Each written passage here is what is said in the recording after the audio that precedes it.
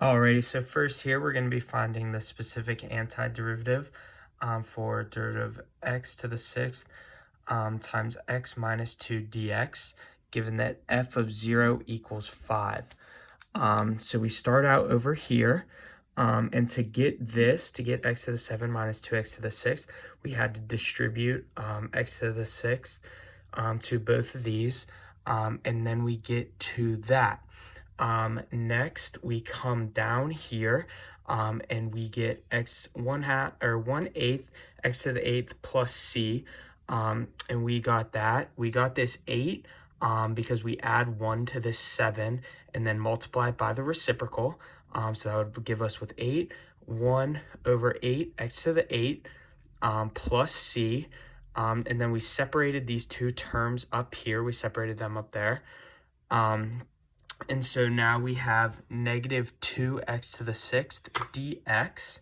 And so on step 4 here, we take the negative 2 from the right side and bring it over to the left, which leaves us with x to the sixth. We add 1 to that, multiply it by the reciprocal, giving us 1 over 7x plus c. And then from there, we take plus c, and then we combine them. We multiply this negative 2 over this 1 over 7, giving us 1 over 8x to the 8th minus 2 over 7x to the 7th plus c.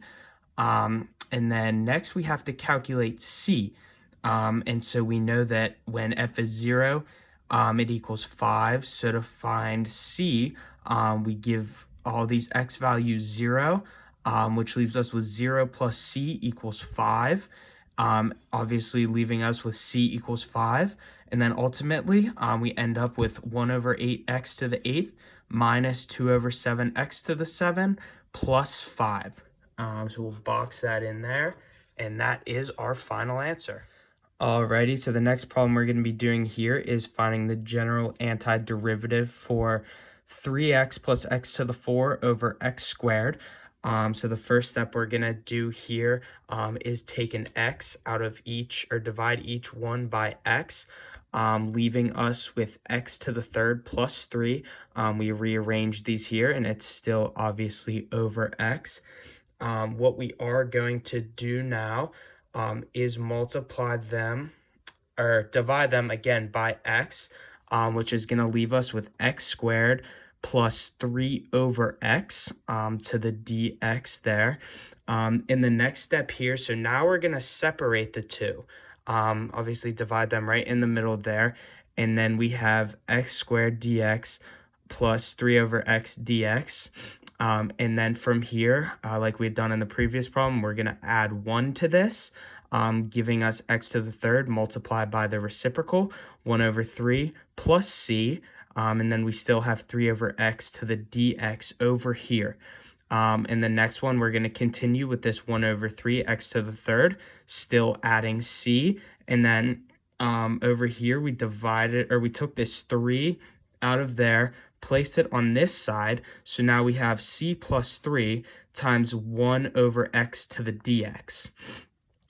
We carry all this down, this first stuff down, 1 over 3 x to the third plus c plus 3, and then 1 over x is just ln, and then the absolute value of x plus c, leaving us with, once we kind of clean this all up, we have 1 over 3 x to the third plus 3 ln, absolute value of x plus c. Alrighty, so the next problem we are doing here is finding the general antiderivative for e to the 8x square root 5 plus e to the 8x dx.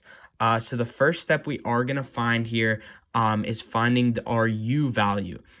We know our u value is going to come from this square root, so we know it's 5 plus e to the 8x.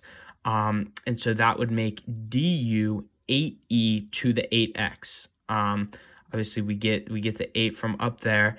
And then when we divide that by 8, 1 over 8 du equals e to the 8x. So now coming down to our second part here, we are going to have our root u over 8 times du. On the next step here, step 3, we're going to take our 8 out from here and just turn that into 1/8 outside the derivative. So we're just going to be left with root u du.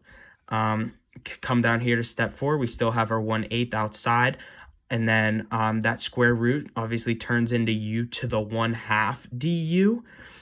So now we come down here to step 5. Our 1/8 is still outside.